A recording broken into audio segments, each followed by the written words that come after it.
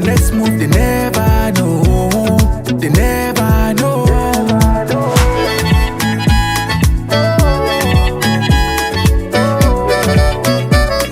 They never know.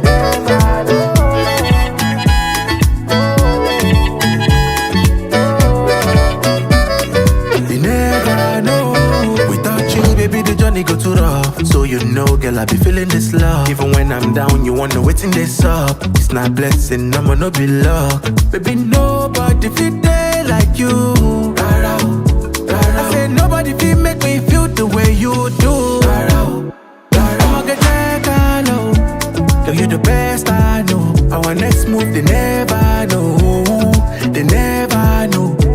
Money go check hello. Girl, you the best I know. Our next move, they never know. They never know.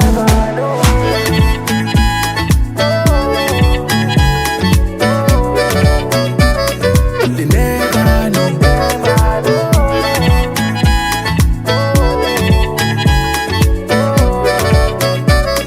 They never know. They never know.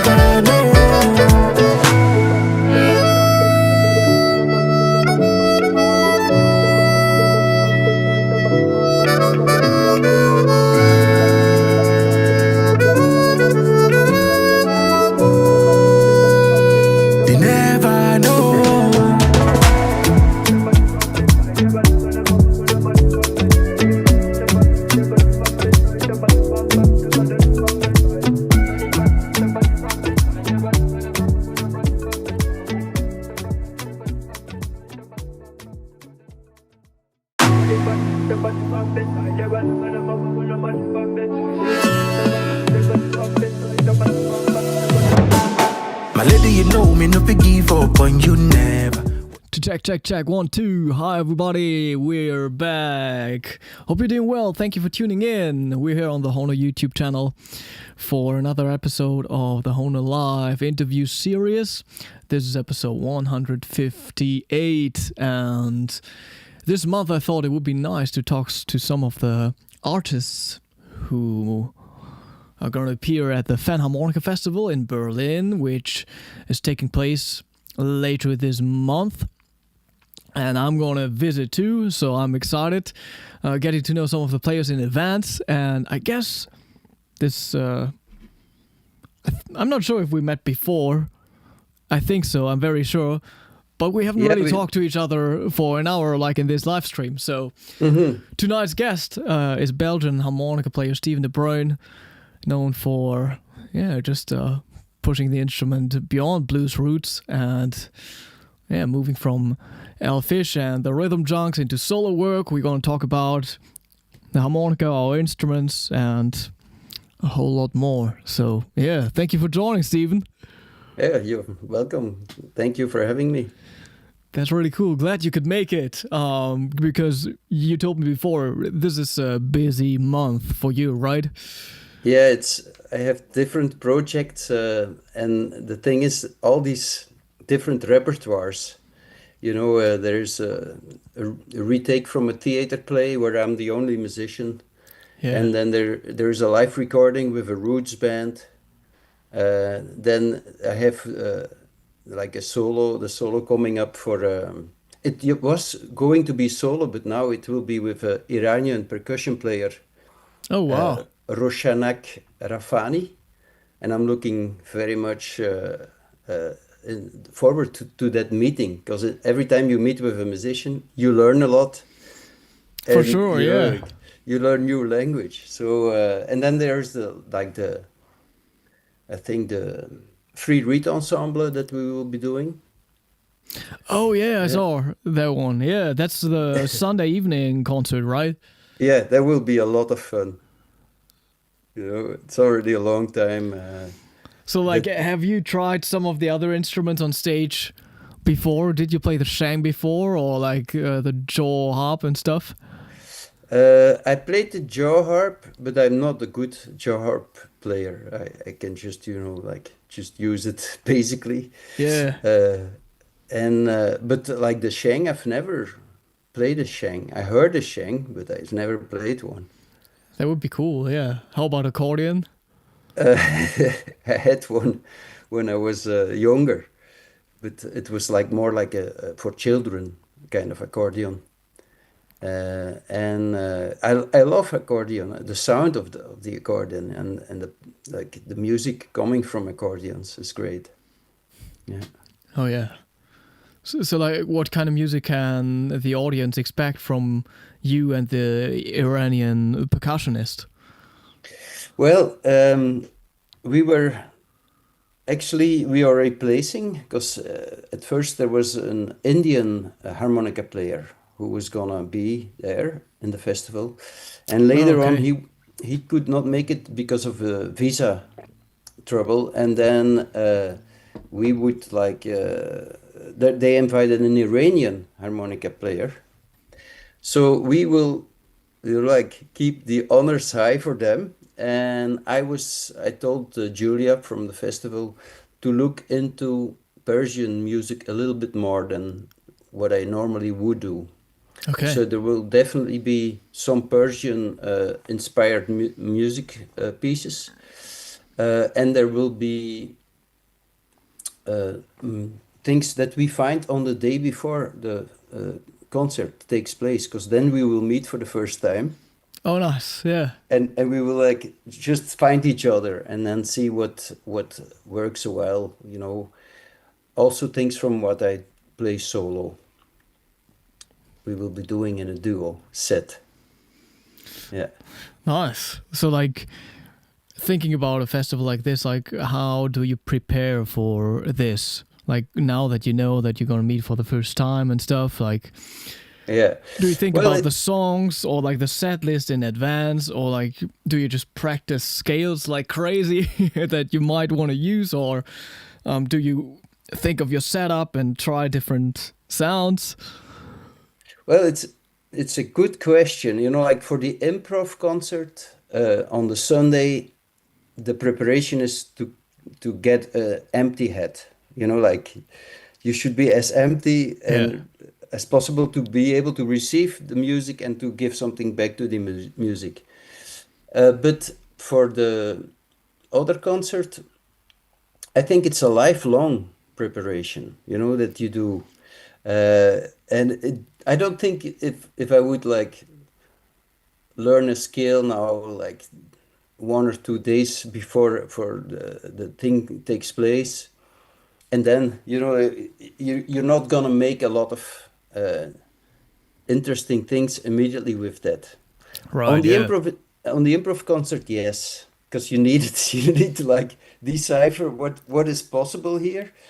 But on the like the concert that we will give, it will more be like finding enough opportunities and moments to meet each other, and just having enough ideas to bring into the basket. I Yeah. see. Yeah. That's cool. I'm excited. Yeah. I think I'm just gonna catch the Saturday concert. Unfortunately, not the Sunday one. But yeah, I'll be Hey, there for a day. yeah. Okay, great. Nice that you come. Because, Yeah. like, I mean, the train connection between Hamburg and Berlin has been better before. It could be way faster than it is, but still, it's not that far, you know? Yeah, yeah, yeah. I come from Ghent with the train, Of so course. Oh, yeah, that's what I wanted to ask you about, like, just for the audience so they know where you are located. But you're in yeah, Ghent, right? Ghent, Belgium. It's in between Brugge and Brussels. Yeah.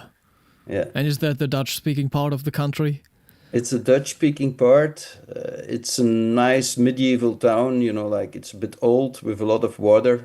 Some of them call it the Venice of the North. Yeah.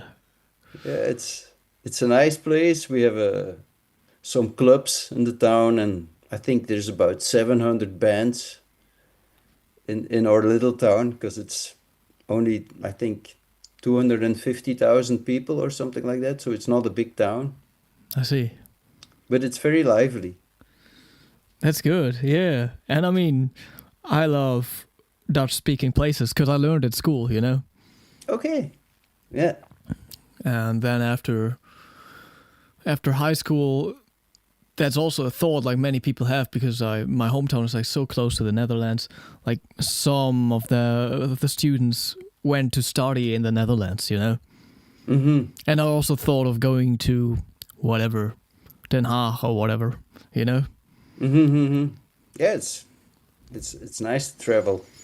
And it's not too far. And wow, like when I played in Amsterdam 2 years ago, I had the best time ever because like I could talk to everyone, every Uber driver. I just like had fun conversations. Ah, yeah, great. Yeah, I can also, German, understand quite a lot of German. I I believe, don't yeah. speak it very well, but I can quite easily understand it. But what is interesting about my town also, a couple of years ago, there was some people from a documentary. They made like an investigation of how many musicians were living on a square mile, like not even a square mile, a square kilometer I see, yeah. from the place where I live, and it's a certain area called Sluisketolleslaan, and they were looking, and they found 160 musicians on this square mile, and 80 of them had a different nationality. Okay. So there was, I was amazed because I knew some of the guys, like from the scene, but then there were like uh, sometimes Turkish saz players that I've never heard of, and Yeah. who were professional musicians, and they were actually practically neighbors of mine, and I was completely amazed. Yeah. Nice, yeah. So like now at the festival, you're gonna play some world music, but like, what's the first thing that attracted you to the harmonica? Like, where did you first encounter it? Which style of music was that? Well, actually, the first time I encountered it was at my home. Okay. I'm from a big family. We were 5 children and 3 foster children, so 8 children. And my mother had like one of those, with a button Yeah. in the drawer, and that was her teaching drawer because she was teaching children garden. Nice. Yeah. And that was really something that she liked, that it was her harmonica. So no, she didn't want us to play on it, you know. So sometimes I would sneak into the cupboard and get one, and then carry it to the forest room in the house and go like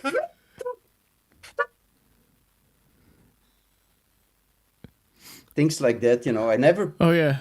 at that time Shit, we never couldn't hear learned the that. song.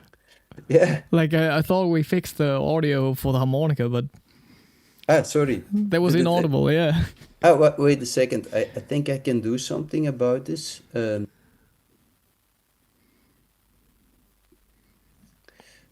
I should do something about the level.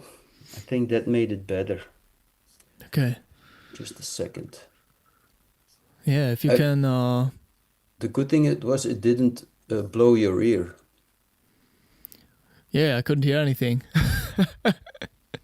But Maybe. while you're doing this, maybe you can focus on this question too by Andre in the chat. He asks, which styles of music do you listen to?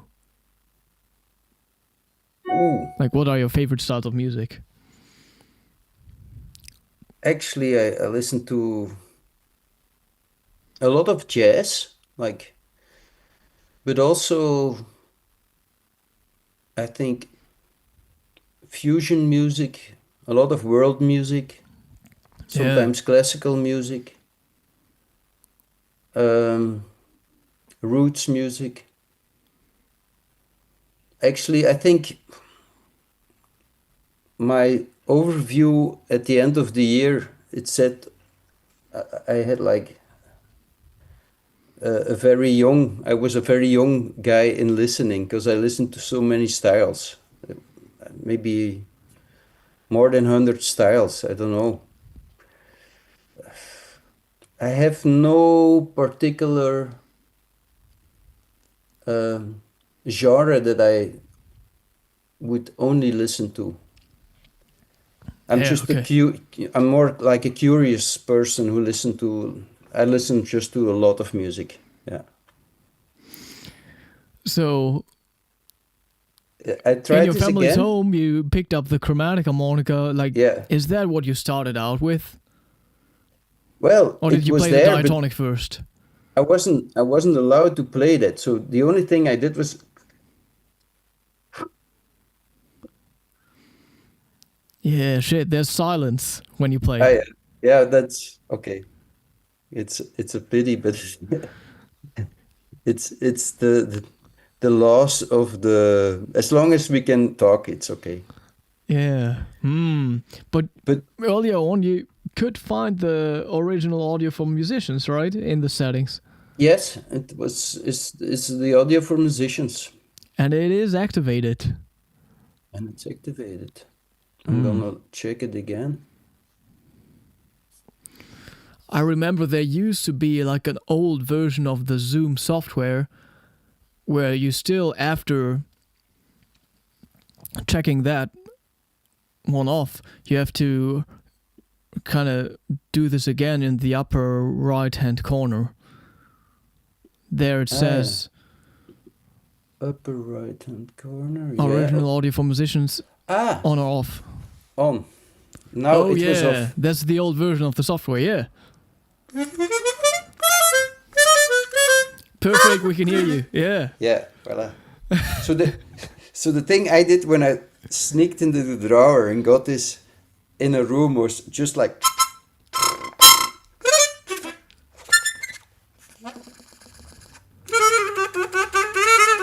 actually what I'm still doing today. So contemporary classical music. Something like that, yeah. And then when I was a student sociology, and I heard a guy play in a bar with a blues harp. Okay. So the next day I went to the music shop and I bought myself like a diatonic. And then I really started playing the hell out of that thing. I was about Yeah. 20 years old or something. So back then, did you also study in Ghent? I studied in Leuven. Oh, okay. Yeah. Yeah. And it was just, I was fascinated by the sound. And I think I had no trouble playing every day. I was just driven by like, I wanna understand this thing or something like that. Yeah, that was just something that came out of yourself. Okay. Yeah. And so I think quite soon after that, I had the chance to study in England, in Hull, the north of England. Not sure. That's it's you have Leeds there and Manchester and Okay. but it's very close to the coast, and there was a club called the Jailhouse. And I saw bands like Paul Lamb and the King Snakes play there, and Nice. and like rock and roll bands and stuff, and then I started realizing this could be like a real job, a profession. Yeah. And so I went back to Leuven because I was called to make a PhD. And for 2 years, I worked at the university. I was teaching a little bit of statistics and stuff like that. But in the meantime, I was playing the whole time. I was even playing in my desk, like when in my office, I was playing. And my professor sometimes, he said, you really had like a good inspiration today. So he was not mad about me playing in the office, He supported it somehow. Good. Yeah. Yeah. And then I think after 2 years, I decided to jump and become a professional musician. I was a bit lucky. We got a record deal with my first band, Elfish, and we could make a single, you know, like a... So I asked that guy, what do you mean with making a single? And he said, yeah, well, you get 2 days of studio and we record one track for the radio. And I said, one track for the radio on 2 days? We'll make a whole record. Nice. That's how we made our first record, Blue Coffee. Yeah. Yeah.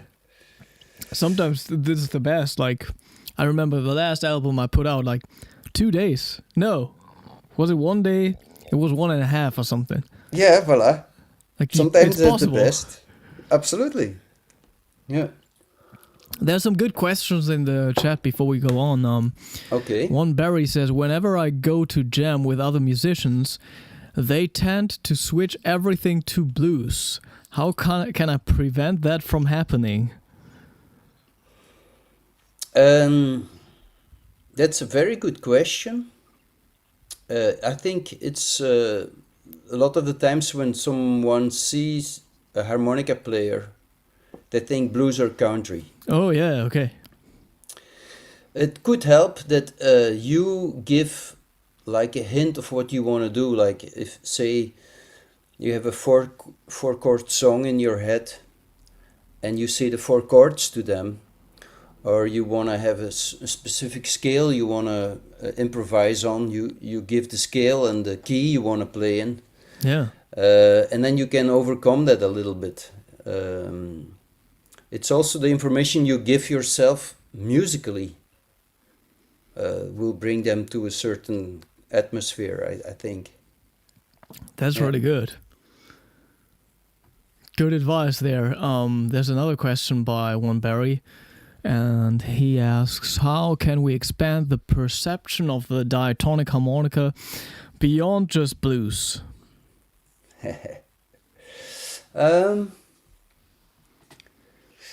That's something I'm still working on myself. Yeah.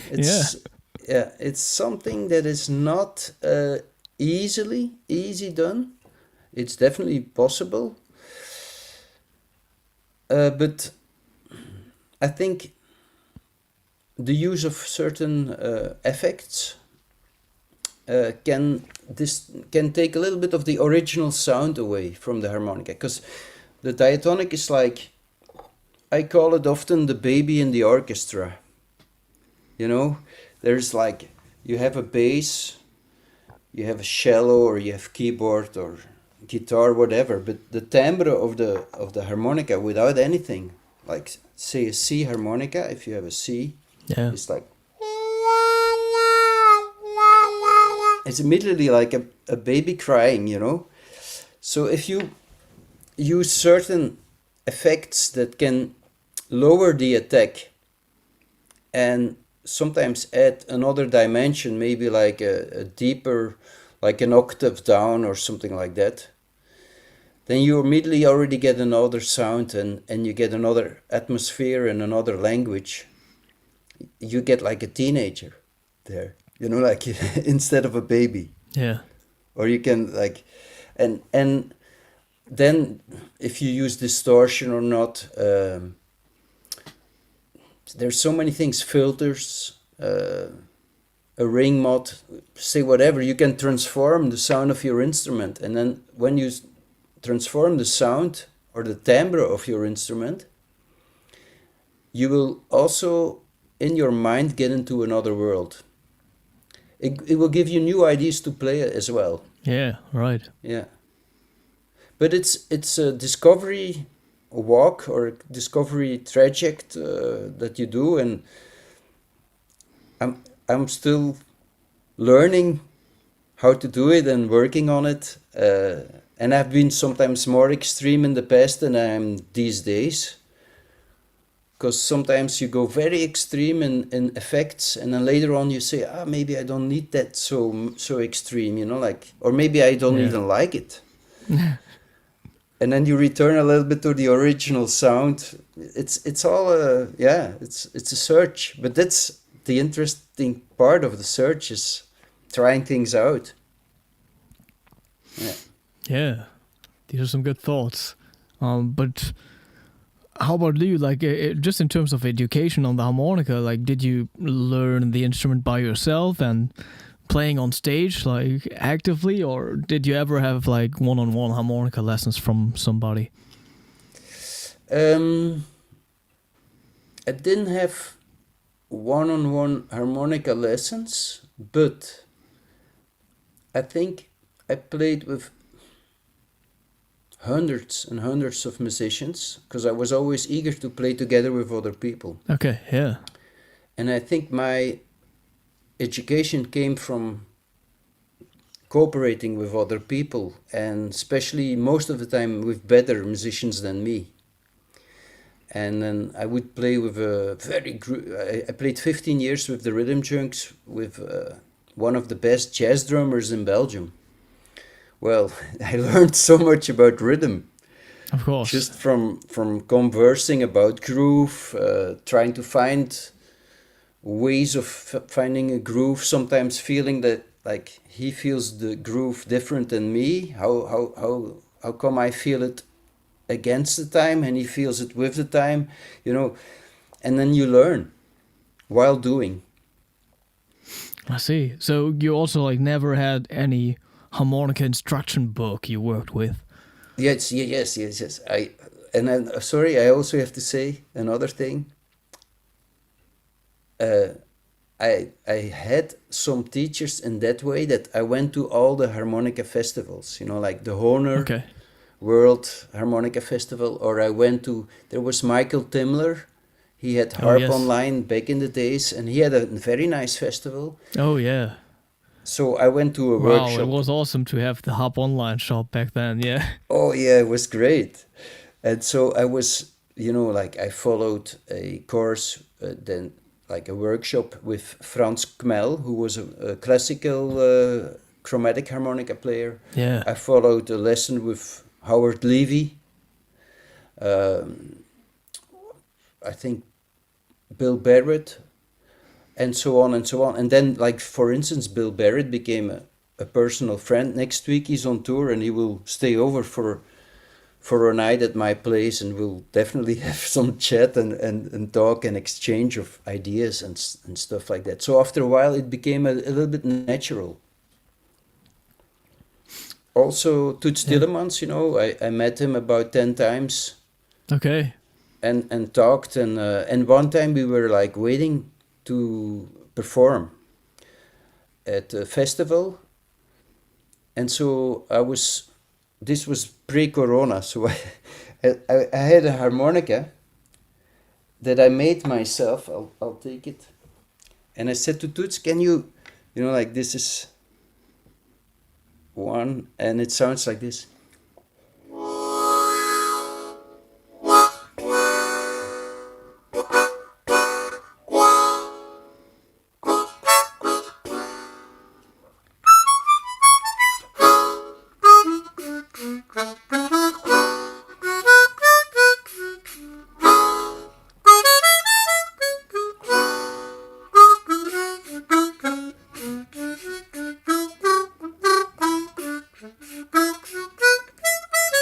So a little bit, this is a part from a Rhythm Junk song. Okay, I said, hey, Toots, I made this, what do you think? And so he played it. This was pre-corona, because now we wouldn't exchange harmonicas so easily anymore.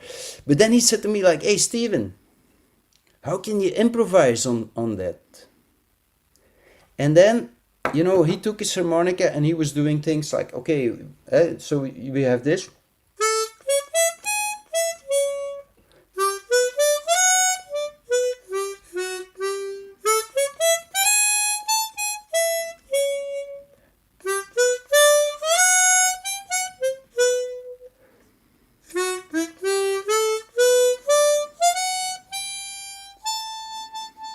And so I didn't grasp it immediately, but after a couple of days, I thought, okay, what Toots wants to say is you can improvise with this homemade tuning, you can improvise in the box, but you cannot expand so easily out of the box. Well, with this one, you can do that. Yeah. But, you know, with this one, with the chromatic one, you can never do. And I love this also, you know. Yeah, I mean, the two chords are beautiful, having these, the 1/4, major 7th, yeah. Yeah. And so that's something you can make yourself, and it's sometimes very handy to use. And this is a different game, you know. It's you can play it, but you can only play it in an arpeggio. Yeah. Yeah. But that's cool. I think there are just very few people, I guess, playing the Ace chromatic by Hohner. Like I haven't seen that too much. Like, is that your main chromatic? That's my best chromatic, but I have to say, it's not all Ace. Look. Oh yeah, of course, I saw that. Yeah. And I have this one. This one is actually one that I improved myself, the CX12. And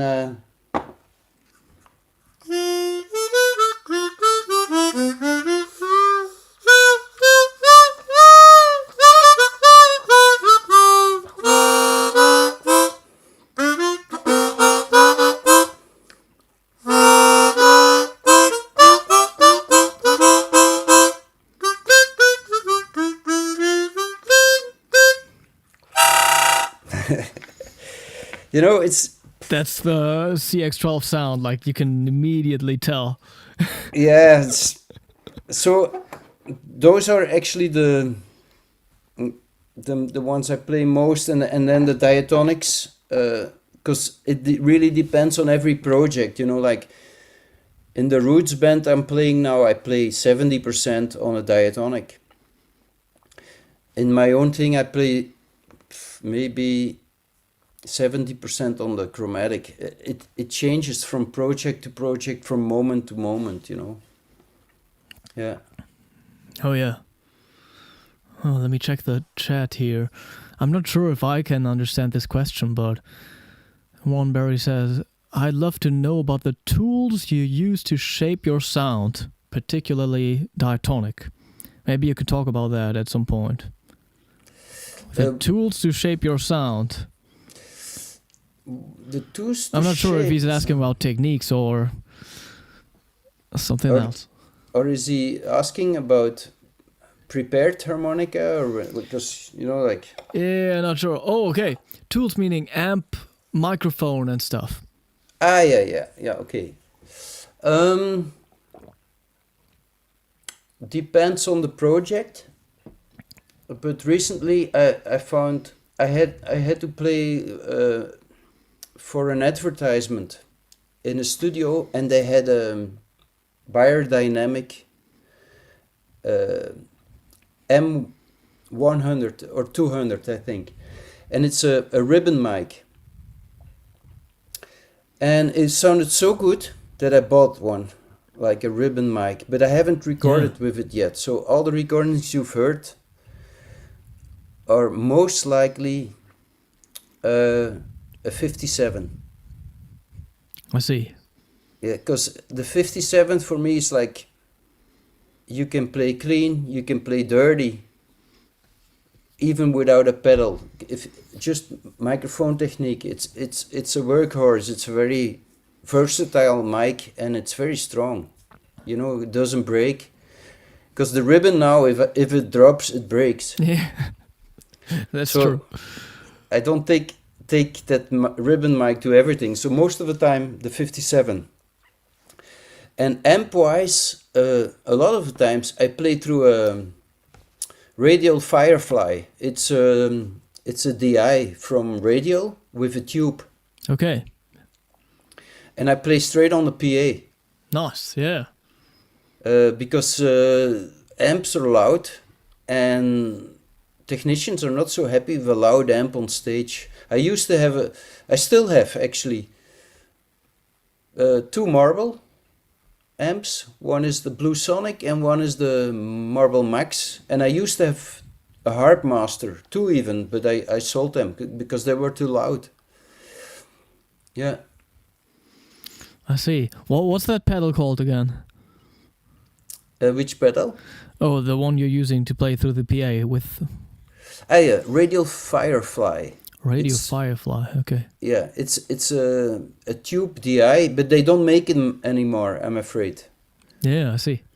Yeah, but you can find things that are equally, I think. They're definitely. Yeah, I think so.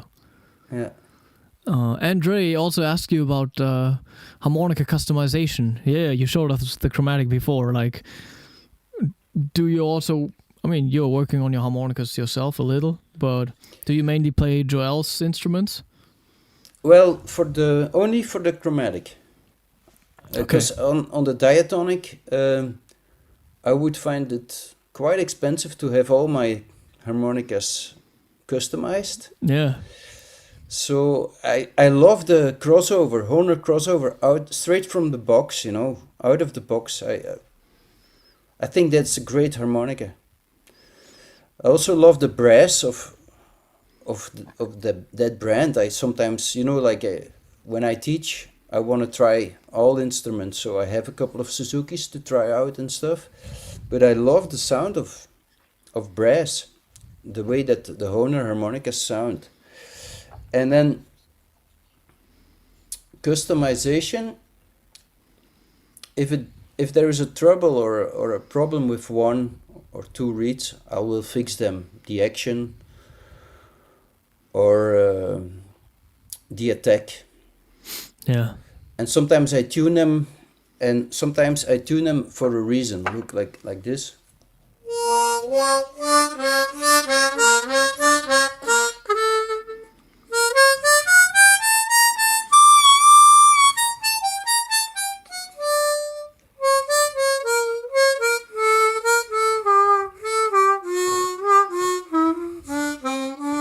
Yeah.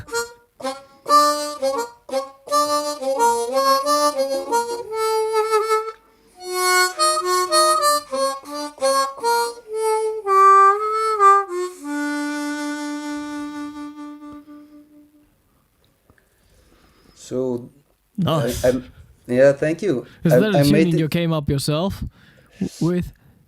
Yeah, it's but on the other hand, I learned it from musicians from Mauritania and from the Sahara Desert, Moroccan musicians. Yeah. When I was on a project there, Oh, nice. and they were using these quarter notes, and like at that time I was like, oh, maybe I can make a harmonica, like that has those notes. It's most of the time the third and the seventh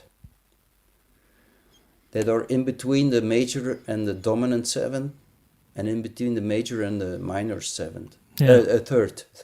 And so then you get this.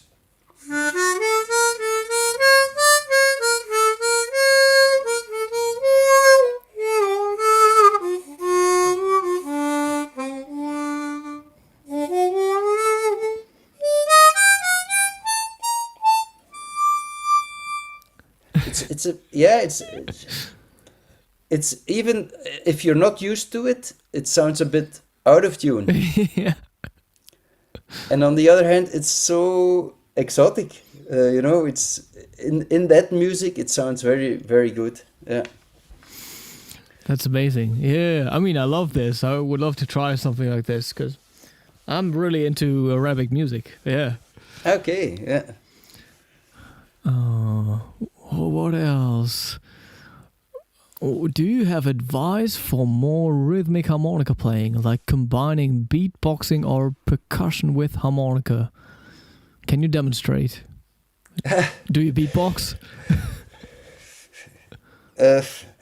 I've been trying a little bit back in the days, trying a bit, but I'm really. I use more like percussion elements when I play. Some things like.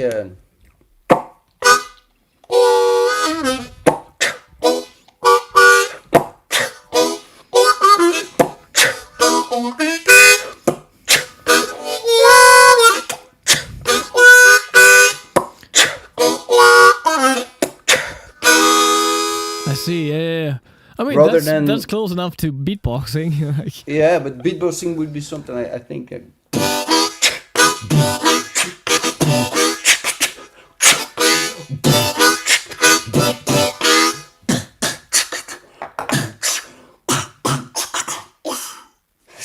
yeah. I'm very, very bad in it, you know. But to use percussive things, it's nice. It's a matter of doing. Yeah. Cool. Yeah. Andre says, we should try the true harmonic tuning. Oh, okay. I think I do have a harmonica tuned to true chromatic tuning, like a diatonic. Yeah. I don't have one. But true chromatic, true harmonic, these are two different ones, I guess. True chromatic, maybe I can grab that one. Yeah.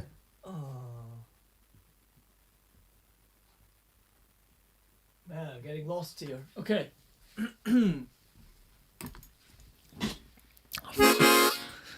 I think this is true chromatic. So this is a diatonic. It's also half valved.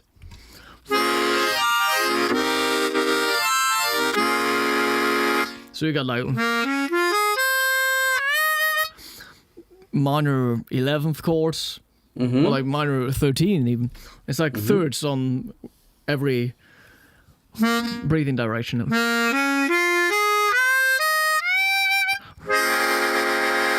Yeah, nice. And then it's just a whole step above. Yeah.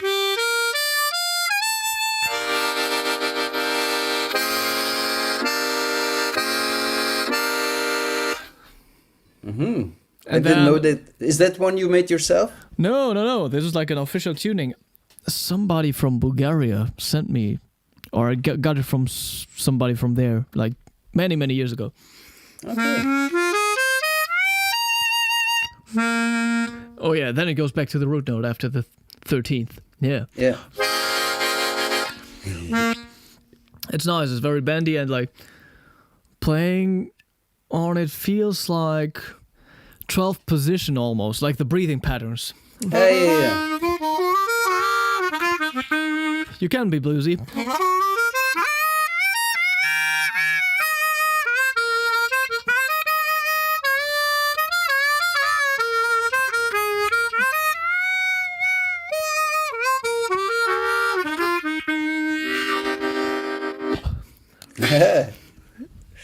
Yeah, it's original. It's a lot of fun. I mean, this is the keys you're usually playing in, and then you can just transpose easily by moving up everything 2 holes. Yeah.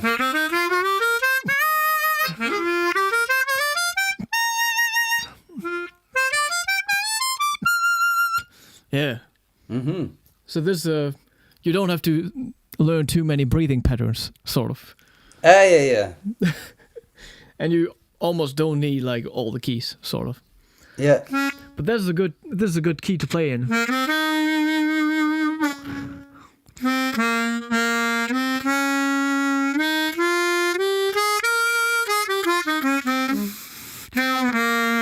But that's also a good key. That's like the built-in scale, like. So you got the Dorian.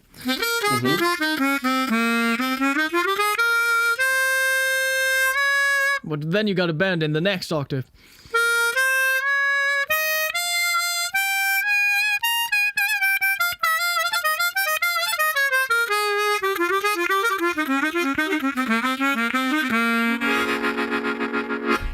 Voila, that's a little bit oriental. Yeah, sort of. Nice.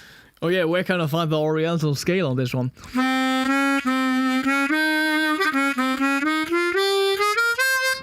Yeah, probably the Phrygian.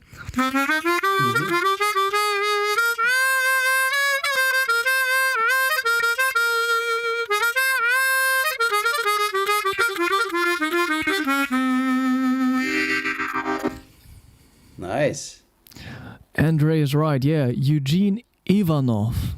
He used to build harmonicas from Bulgaria. Yeah. Okay. And this is a golden melody, but with a nice wooden comb. Mm-hmm. It's like very rounded, very nice and comfy. Yeah. Yeah, looks great. Sounds great. One of the very few special tunings I ever got. Yeah. Nice. Oh yeah, you were talking about the rhythm junks. Oh yeah. And like a modern sound during your band experience, and it was very groove based, and you learned a lot about rhythms. Yeah. And a lot about horns too, because there was 4 horns in that band. And so it was actually a drummer, bass player, 4 horns, 2 saxophones and 2 trumpets originally, and me on the harmonica. Oh yeah. And we didn't have guitar or keys, just to have like a lot of space. There was a lot of fun, and those musicians were really good. You know, like they could, they could do things that I totally couldn't. But you know, like the blend of those together, like the harmonica against like the 4 horns, Yeah. sometimes against, sometimes with. There was like a lot of interaction, tension, release kind of stuff, and it was interesting. I think we had a lot of fun. It couldn't last because it was, I think, we had airplay at a certain moment with that band, and then we could do like 80 shows on a year. Oh yeah. But it's hard to get airplay every time. So when we didn't have airplay, that it was almost impossible to have enough gigs for that band to keep it together and to keep it interesting. But yeah, I learned so much, I think, from that band and from those musicians. So what was, for the audience, like what was the main role of the harmonica? Like, was it very soloistic, or did you also play parts with the horns? And yeah, I did exchanges with the horns. Sometimes it was just melody. Sometimes it was really groove. Sometimes it was atmospheric. yeah. Because like the major 7 tuning, we had a song called, I think, Major Blue, where I was doing more like, and then the horns would come in and stuff like that. And I think we had one song which was a little bit like our radio hit, that really came off well, and it's in 5th position. It's called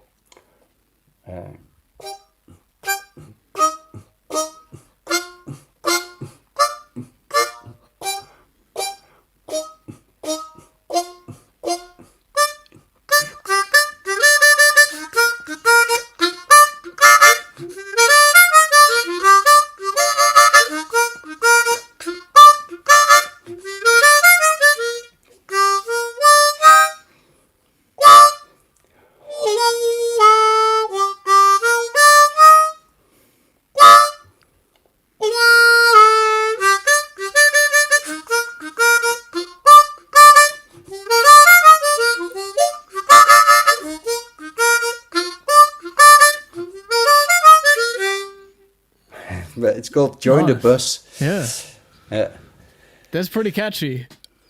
Well, yeah, I think I back in the days, I one time could buy a car from the author, from the from the royalties. Yeah. A small, eh? Yeah, that was nice. But it's also, you know, it's. I think I was also sparsely, but I was also singing in that band, and something I don't do Right. anymore.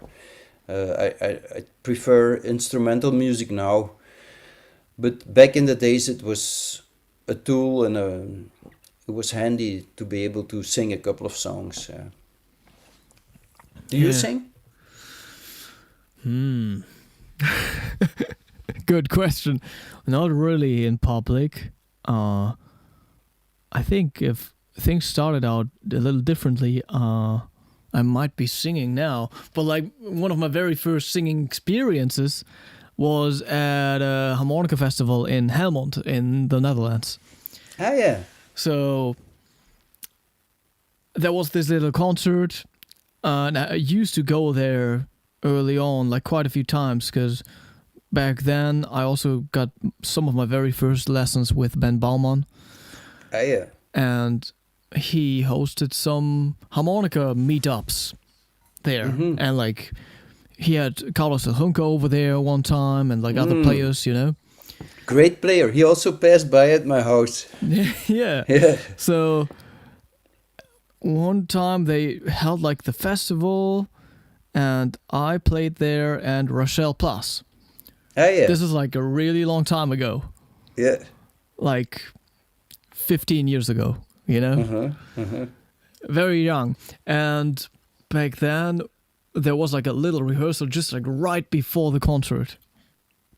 There was also, later on, there was Tim Velvas on Chromatic, and we had a little jam and stuff in the end of the concert. But yeah, so like there was this little slot to do sound check and rehearse with the band, and Rochelle just like took all the time for the sound check basically and the rehearsal. I didn't have any time left almost to rehearse with the band, and I wanted to sing "Just Your Fool," like Carlos Junco version, sort of. Yeah. But yeah, that was just a nightmare because I felt like I didn't feel bad about my singing, but still I was on stage and like it's not a regular 12-bar blues. So like while singing and while being on stage, I had to like show the musicians which chord to play, you know, like 1, 4, 5, like, and now. So that didn't feel good at all, of course. Like. And then I stopped singing. Yeah. I just like took the opportunity again sometimes in Asia at the harmonica festivals because at some point I felt like, you know what, I'm so far away from my hometown, from my country, like nobody knows me here. I can do whatever I want. Great. Yeah, that's... Yeah. So that was always a lot of fun. Yeah, but the last time I did that was probably like 2 years ago in South Korea. I did sing, but that's it. I find it quite difficult if you're like a band leader and you have to sing and play the harmonica.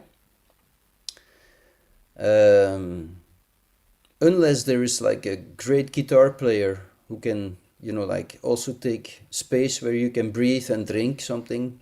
But with the rhythm junks, we didn't have a guitar. Then there sometimes you almost have no time to breathe, and you need that for singing, for supporting your voice and stuff. So I got a lot of the time I lost my voice. Yeah. So yeah, it's chapeau for everyone who does that, you know. I see. Like, is there anything, just like for the audience, like anything you learned on stage in particular that stands out to you and like is something that you think isn't possible to learn at home practicing by yourself?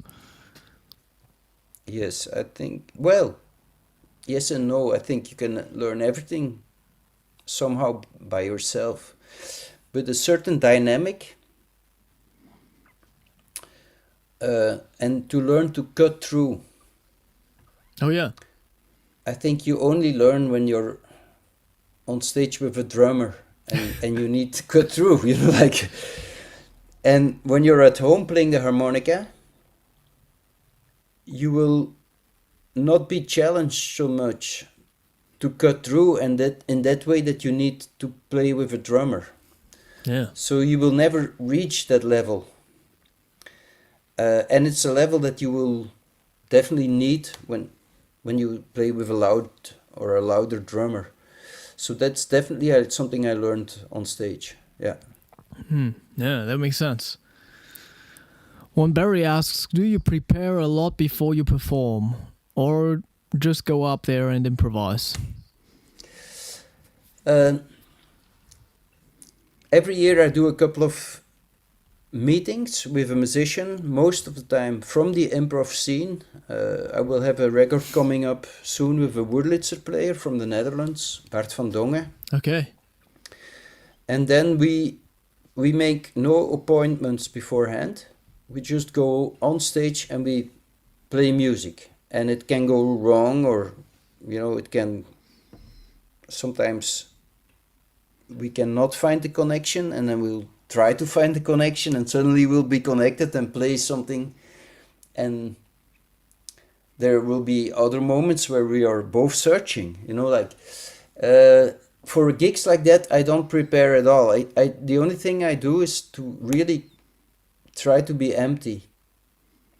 And empty is like, try not to bring already pre-thought ideas to the concert, because I need to be like, I need to be able to receive everything. So it's almost like Zen Buddhism, Yeah. It's a meditative state that you need to reach before you go on stage.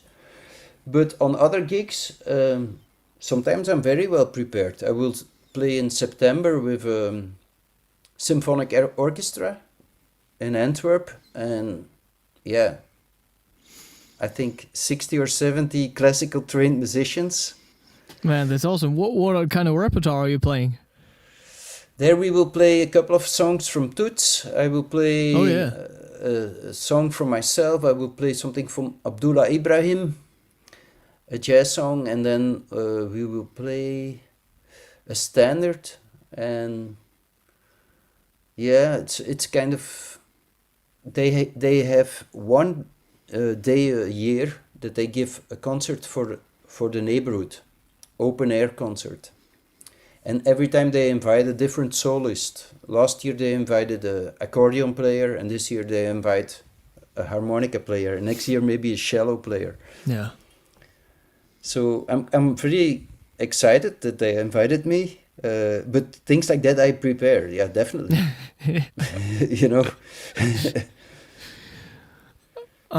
Thinking about your Fan Harmonica Festival Masterclass, it's about live looping, right? Yeah. Like, can you tell the audience what you're going to talk about there? And what's the first thing players should know or understand about looping?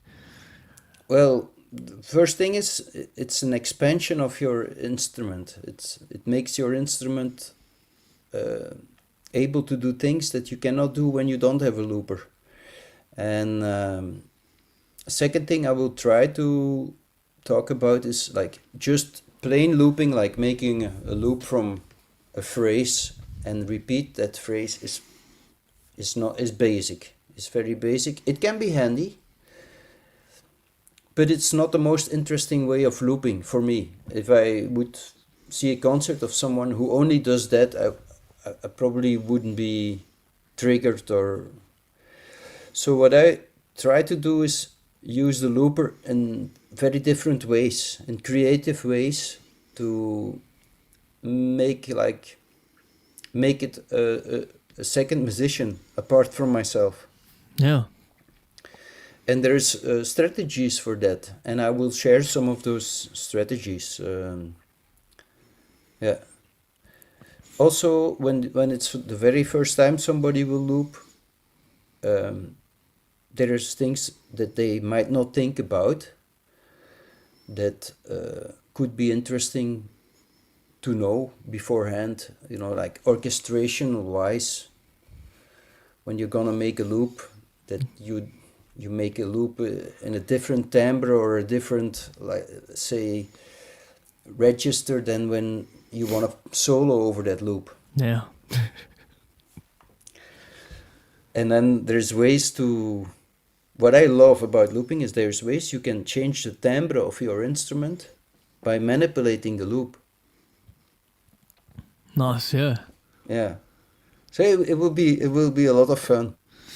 What's the biggest mistake a harmonica player can make with the looper?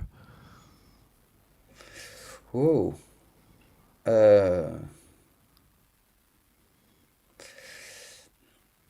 loopers are getting better and better nowadays. I think the biggest mistake you can make is to buy a looper with too many functions. Mm-hmm. A big looper, and that is able to do everything. Sometimes you're better with a very simple looper that you exactly know what's happening. Then you have to go to the sub-menu 3 and then go to another menu there to change a setting. And if you don't do that before the song starts, you're not in the right setting for that. And, life becomes complicated. Then looping becomes a headache. Yeah.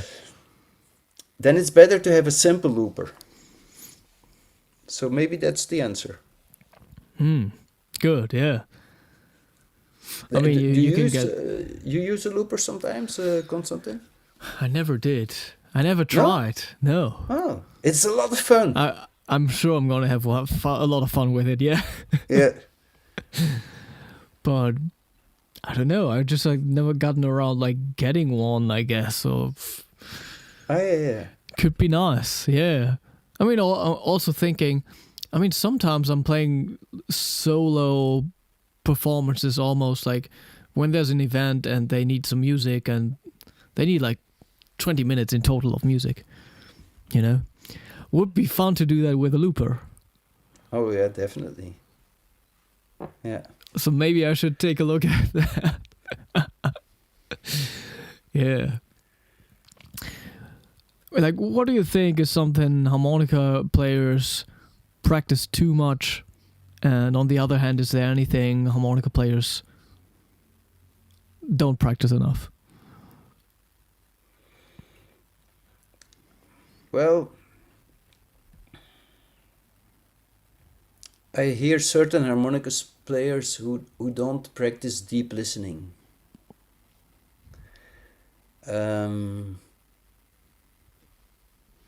For instance, who once they start playing, they don't stop playing.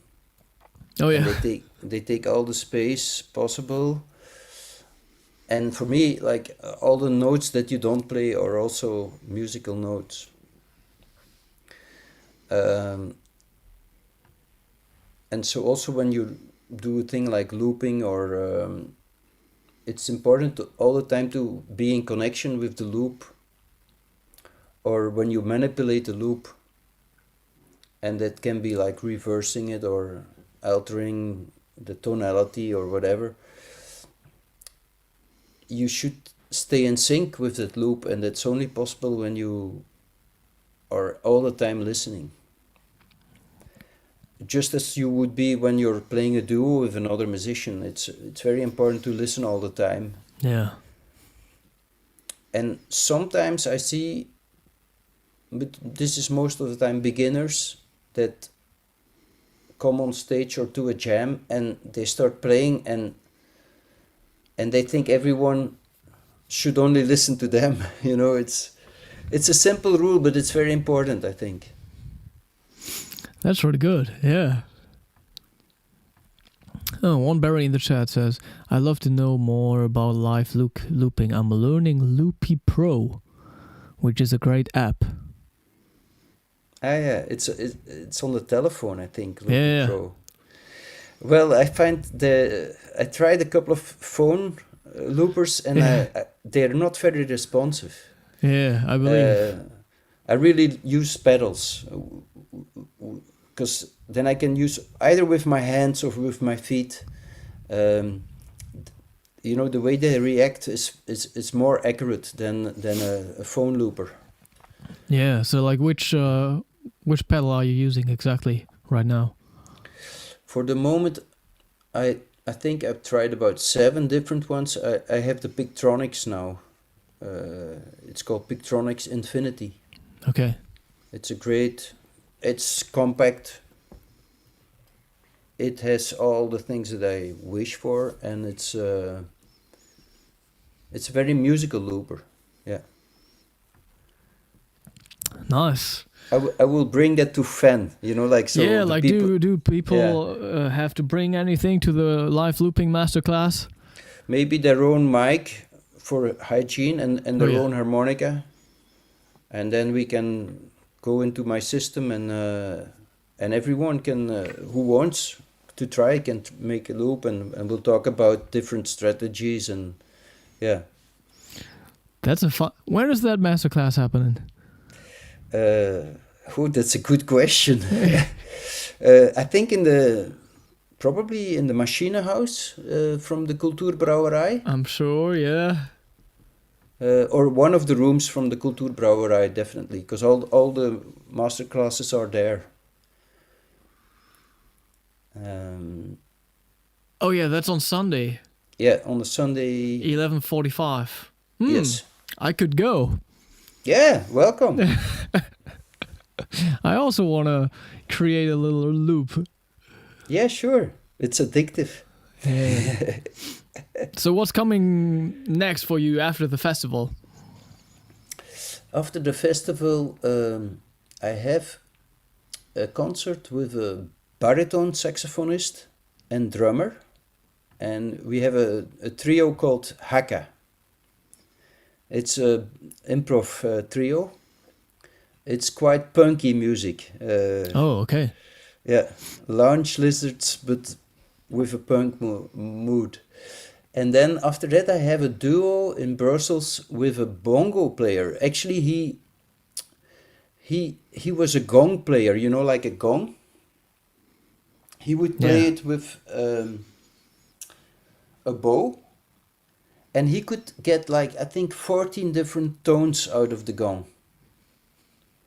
And so we did 1 hour improvisation where he got 14 different tones, and we were improvising over 1 hour on all these tones on the gong, together with a clarinet player and 2 saxophone players, a bass clarinet. And so now he invited me. He's also a drummer, and he is, he's for the moment, for 1 year, he's been, how can I say, discovering the bongo, just African drum. And he wants to do an improv set with that. So that's the next thing. And then I have one with Jasper Houtekiet, double bass player. And that's from our record Fuzzy Boundaries. We'll play some of the music of Fuzzy Boundaries. So for the audience, what's one Stephen de Bruyn album people should start with? Who start with? Well, maybe the last one is okay. It's who I am now today. It's not difficult music. It might be a bit strange in the very beginning if you are not used to listen to instrumental music, because it's only double bass and harmonica. But on the last record we also used drum machines, keyboards, so it's quite accessible, I think. Okay, yeah. Put some links in the description box. Oh, thank you. To your Spotify, your Facebook, your website. Is there anything else? Those are the main things, I think. I don't have an Instagram. I see, yeah. Okay. Yeah. So yeah, that's the best way to find out stuff about you and stay updated, right? Yeah, absolutely.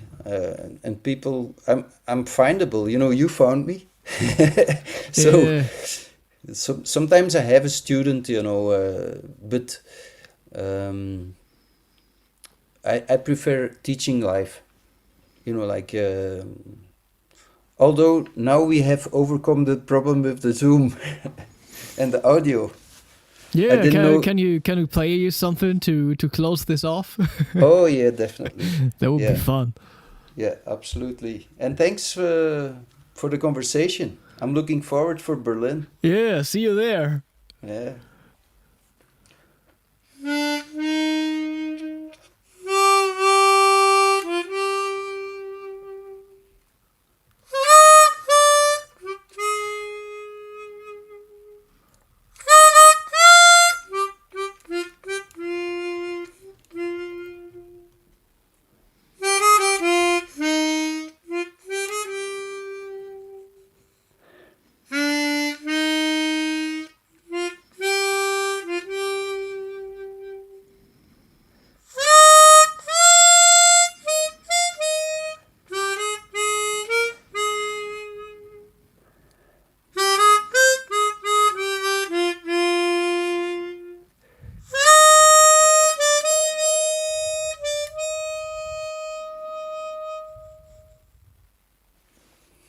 Beautiful, yeah.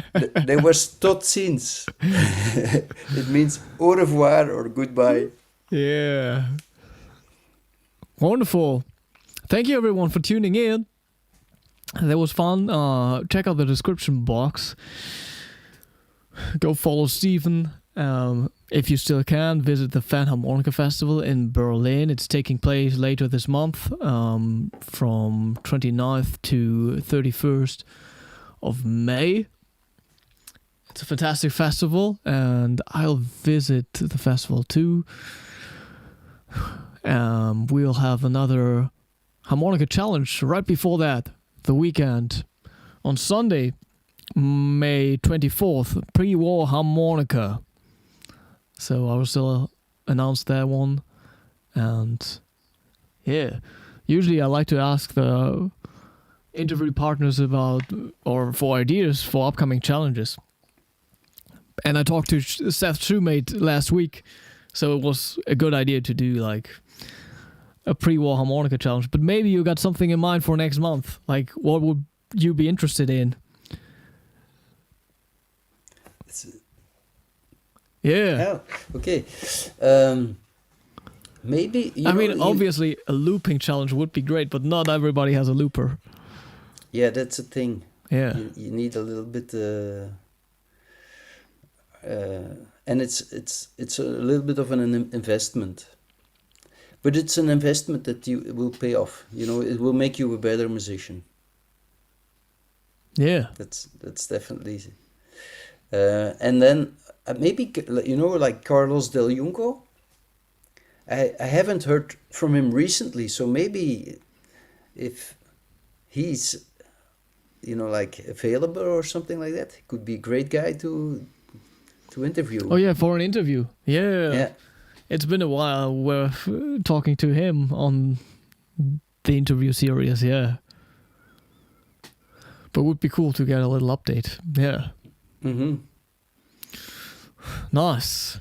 Oh yeah, Andre is in the chat. Indiara, your English is super. Yeah. We should convince Indiara to join this interview series in Berlin. That's true. That's a great idea. Because like she's still missing. Like I interviewed almost everybody. Okay. I mean, it would be nice to talk to Stevie Wonder or whomever. Still want to talk to Frederick Yonnet. He's a Seidel guy.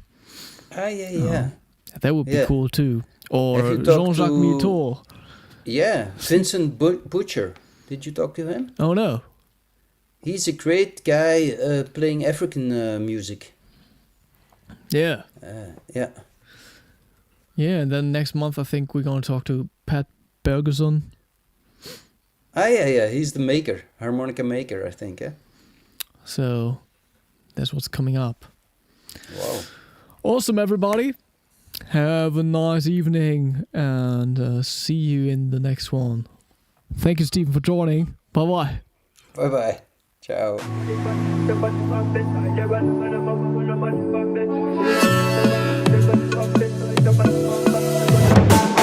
My lady, you know me, no fi give up on you never. Wanna be with you forever, forever. Oh baby, where we dey go? Now forward ever, backward never. Them they pray make we run down never. I'ma get that low. Girl, you the best I know. Our next move, they never know.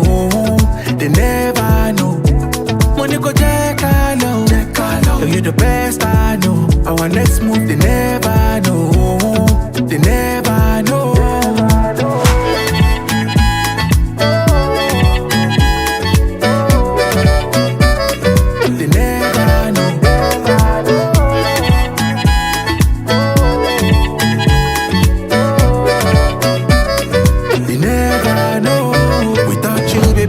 Go too rough, so you know, girl, I be feeling this love. Even when I'm down, you wanna wait in this up. It's not blessing, I'ma not be luck.